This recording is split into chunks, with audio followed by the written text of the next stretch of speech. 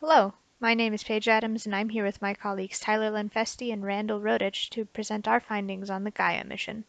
Gaia's purpose is to create the largest, most precise three-dimensional map of the Milky Way galaxy. Built on information from the Hipparcos mission, approximately 1% of the galaxy will be observed. Mapping includes motion, luminosity, temperature, and composition of millions of stars in our local group.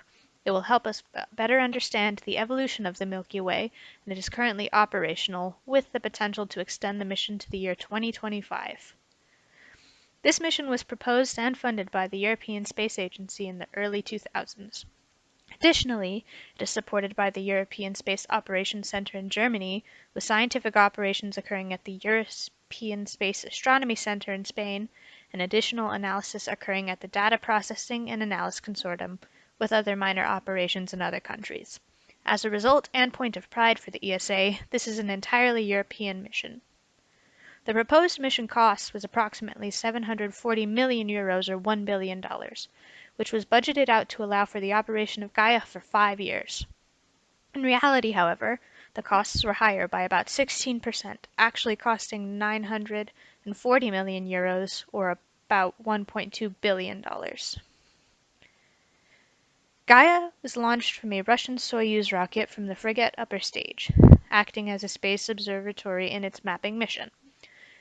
Key components of the payload module in the observatory include 2 telescopes for dual observation, an astrometric instrument for determining star positions, motions, and parallax, a photometric instrument for measuring red and blue light dispersion spectra, a radial velocity spectrometer to measure radial velocity to help determine additional atmospheric parameters. All of these components are integrated into a single instrument that share the same focal plane for their measurements, possessing additional data processing equipment. These dual telescopes and sensors can scan the sky as the satellite rotates around its rotation axis, completing a full revolution every 6 hours. This system allows Gaia to record the surrounding sky twice, which is a unique factor for its measurements. The Gaia mission was designed, built, and funded by the European Space Agency, or ESA. While this is a more recent mission, it has been on the back burner of the ESA for decades. Gaia was originally proposed in 1993 to replace Hipparcos, which was the first spacecraft launched with the intention of accurately measuring and tracking the locations and velocities of space bodies, mainly stars. Hipparcos was only able to measure about 100,000 stars at once. Gaia, on the other hand, is able to measure billions of objects simultaneously, at over 1 million times the precision of its predecessor. It is also not limited to just stars. Gaia can also track planets, asteroids, comets, and more. Gaia was moved to one of the ESA's top projects to complete, and Phase 1 started almost immediately in the year 2000. After a few years of being approved and reapproved, the next phase started and major research and development began in 2006. It was finally completed and launched on December 19, 2013. In total, the mission cost about €940 million or $1.2 billion US. This was about 16% over budget and 2 years behind schedule. Information about operational costs is not available.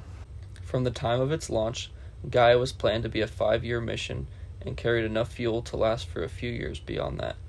On multiple occasions, the mission length was extended because of how valuable the data was. Now, 3 years after the planned mission end, Gaia is still recording and sending data, about 50 gigabytes per day. The ESA would organize large data releases every few years after launch. Each dataset released gives a clear map of the Milky Way. The first data release came in September 2016, and the second data release came in April 2018. The future of Gaia. Gaia has proved to be an incredibly important cornerstone in mapping our galaxy.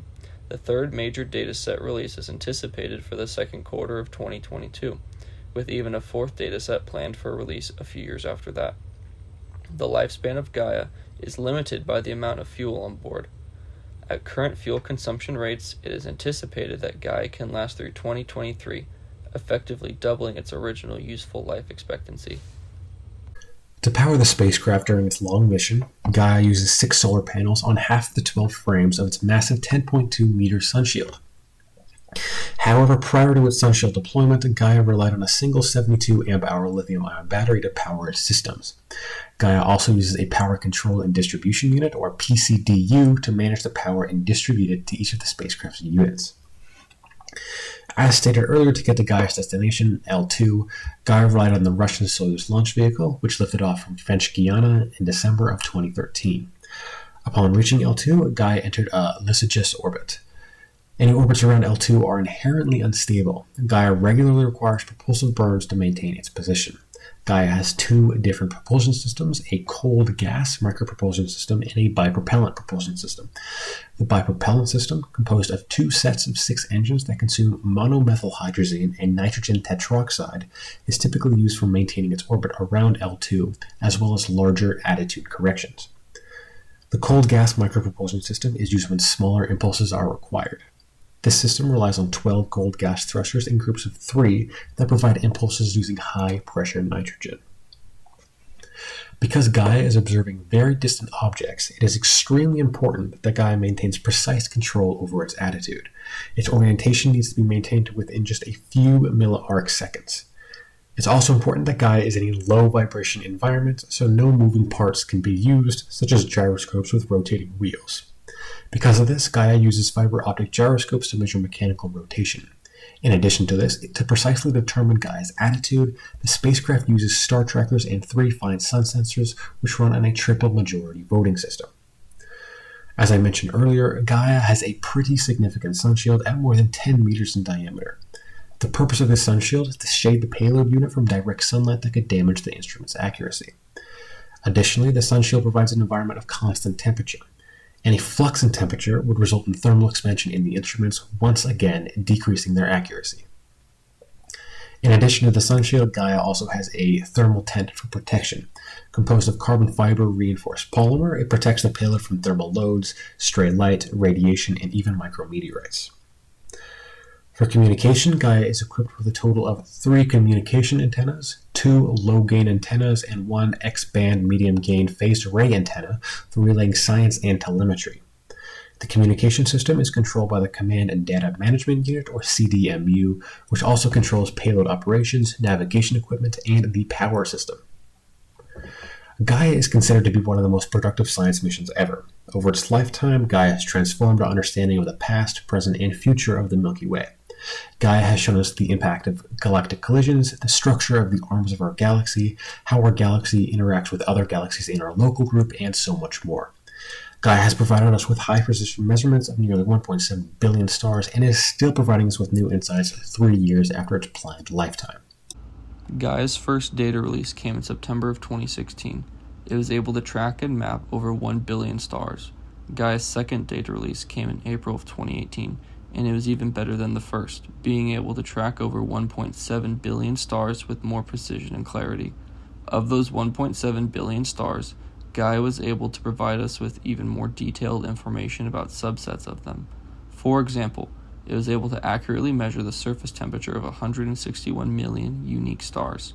Of those 161 million stars, Gaia has been able to accurately measure the radius of 77 million of them. This short video from the ESA shows the quality and clarity difference between the first and second data releases. The first is on the left and the second is on the right.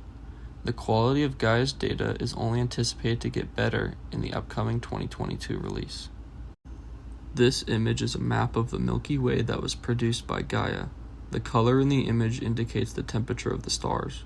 The dark spots in the image are not empty space. Rather, they are large clouds of gas that actually act as nurseries for the formation of baby stars. Thank you. That concludes our presentation.